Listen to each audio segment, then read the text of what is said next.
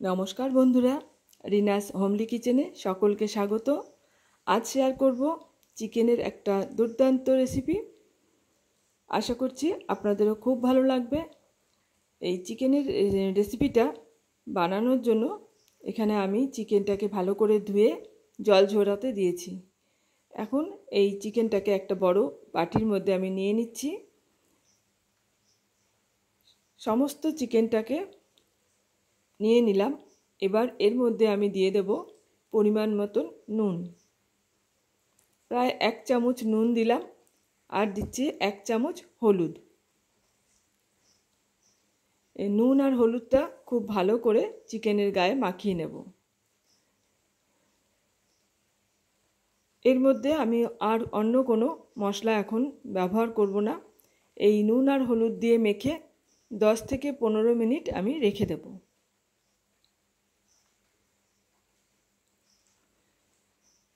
আর এখানে আমি 5টা আলুকে খোসা ছাড়িয়ে মাঝখান থেকে টুকরো করে কেটে রেখেছি। নুন আর হলুদটা মাখিয়ে রেখেছি। এখন কড়াই গরম করে দিয়ে দিলাম বেশ কিছুটা সর্ষের তেল। তেল গরম হয়ে গেলে আলুগুলোকে ভেজে নেব। আলুগুলোকে আমি একটু লালচে করেই ভেজে নেব।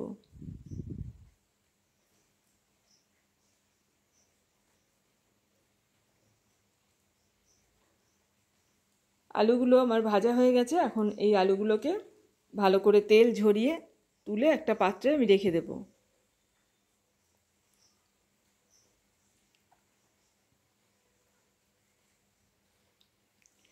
এবার এই তেলের মধ্যেই নুন হলুদ মাখানো চিকেনের টুকরোগুলোকে ভালো করে ভেজে নেব।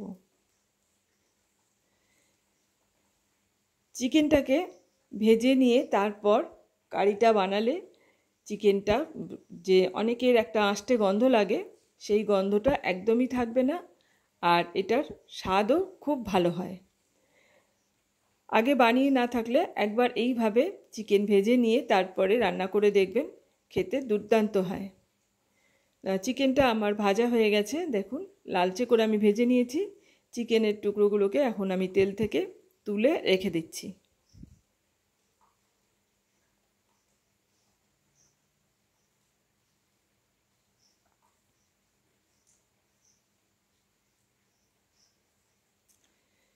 এবার বাকি যে চিকেনের টুকরোগুলো আছে সেগুলোকেও ওই একই তেলের মধ্যে ভেজে নেব।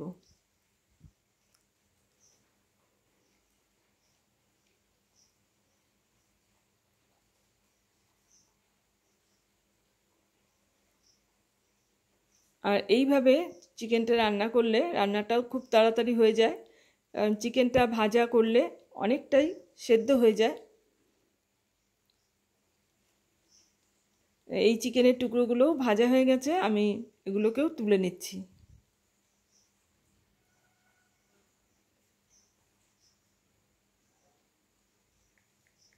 এবার ওই কড়াইটাকে ভালো করে পরিষ্কার করে নিয়ে আমি আবারও যে চিকেন ভাজার তেলটা ছিল সেটা ঢেলে দিলাম, আর তেলটাকে গরম করে নিয়েছি। তারপরে ফোড়ন দিয়ে দিলাম একটা তেজপাতা, গোটা গরম মশলা আর একটা শুকনো লঙ্কা। লঙ্কাটাকে আমি ভেঙে দিয়েছি। এবার ফোড়নটাকে একটু ভেজে নেব।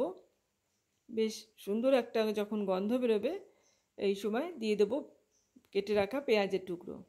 এখানে আমি 5টা মিডিয়াম সাইজের পেঁয়াজ কেটে নিয়েছি।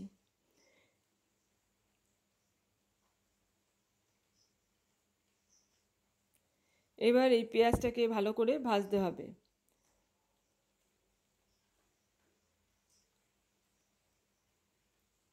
খুব বেশি লালচে করে কড়া করে পেঁয়াজটাকে ভাজবো না, একটু নরম নরম হওয়া পর্যন্ত ভেজে নেব।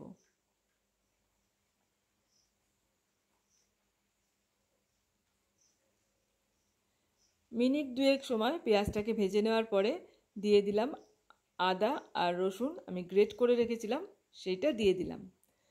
এখানে আমি আদা নিয়েছি 1/2 ইঞ্চি মতো, আর রসুনটা একটু বেশি নিয়েছি। এবার এই আদা আর রসুনটাকে পেঁয়াজের সাথে আরও একটু সময় ভেজে নেব, যাতে আদা আর রসুনের কাঁচা গন্ধটা চলে যায়, সেই পর্যন্তই ভাজতে হবে।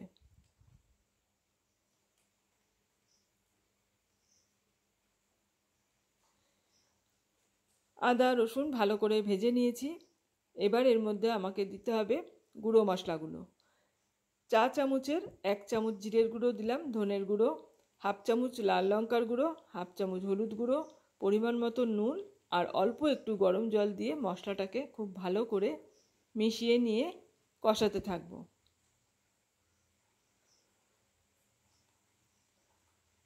মশলাটাকে খুব ভালো করে একটু নাড়াচাড়া করে নিলাম। এবার একটু ঢাকা দিয়ে মশলাটাকে কষাতে হবে। গ্যাসের ফ্লেমটাকে লো করে দিয়েছিলাম। তারপর ঢাকাটাকে খুলে মশলাটাকে এখন এই জলটা শুকিয়ে গেছে, ভালো করে নাড়াচাড়া করে নিচ্ছি। এবার আবারও আরেকটু জল দিলাম, দিয়ে আবারও মশলাটাকে কষাতে থাকবো। যে কোনো রান্নারই মশলা খুব ভালো মতন কষানো হলে সেই রান্নাটার স্বাদ খুব ভালো হয়। মশলাটাকে কষাতে কষাতে মশলার তেল ছেড়ে আসবে, সেই সময় আমি দিয়ে দেব ভেজে রাখা চিকেন আর আলুর টুকরোগুলো।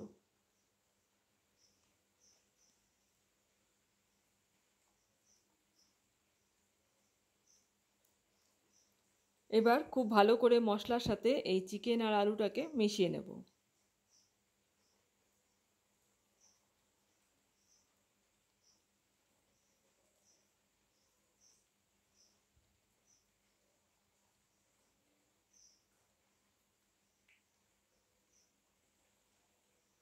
মশলাটাকে খুব ভালো করে চিকেন আর আলুর সাথে মিশিয়ে নিলাম। এবার আবারও ঢাকা দিয়ে একটুখানি সময় রেখে দেব, যাতে ভালো মতন কষানোটা হয়ে যায়। 2 মিনিট পর ঢাকাটা খুলে অল্প সামান্য একটু চিনি দিয়ে দিলাম। চিনিটা দিয়ে আবারও একটু মিশিয়ে নিচ্ছি।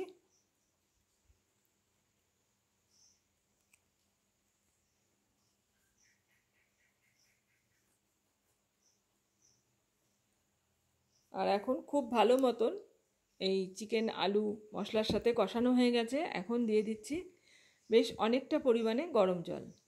আর এই যে কোনো রান্নাতেই মশলা কষানোর পরে ঠান্ডা জল না দিয়ে গরম জল দিলেই খুব ভালো হয়। ঠান্ডা জল দিলে এর টেস্টটা নষ্ট হয়ে যায়। জলটা দিয়েছি, দিয়ে ভালো করে নাড়াচাড়া করে নিলাম। এবার দিয়ে দিলাম 4টে কাঁচা লঙ্কা। আর এবার ঢাকা দিয়ে 6 থেকে 7 মিনিট এটাকে রান্না হতে দেব। এখন ঢাকাটা আবারও খুলে নিয়েছি মিনিট 6 পরে। আর এখন নাড়াচাড়া করে দিচ্ছি ওপর নিচ করে, যাতে সব দিকটা সমানভাবে সেদ্ধ হয়ে যায়।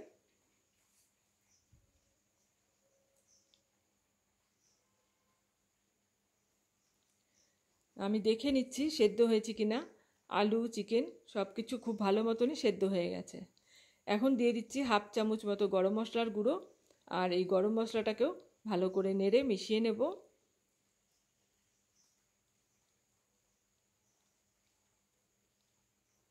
এবার গ্যাসের ফ্লেমটাকে অফ করে ঢাকা দিয়ে আমি মিনিট 5 সময় রেখে দেব। তৈরি হয়ে গেল আমার আজকের রেসিপি, এই চিকেন কারি। আপনাদের কেমন লাগলো আমাকে কমেন্টস করে জানাবেন। আমি এখন একটা পাত্রে সার্ভ করে নিচ্ছি। আর চিকেনের এই রেসিপিটা আপনাদের ভালো লাগলে একটা লাইক দেবেন, আর বেশি বেশি করে শেয়ার করে দেবেন। চ্যানেলটা এখনও সাবস্ক্রাইব করা না থাকলে চ্যানেল সাবস্ক্রাইব করে পাশে থাকা অল বাটনটা প্রেস করে রাখবেন। পরবর্তী ভিডিওর নোটিফিকেশন আপনাদের কাছে চলে যাবে। আজ এখানে শেষ করছি, আবারও চলে আসব অন্য কোনো রেসিপি নিয়ে। এতক্ষণ আমার সাথে থেকে ভিডিওটা দেখার জন্য অসংখ্য ধন্যবাদ।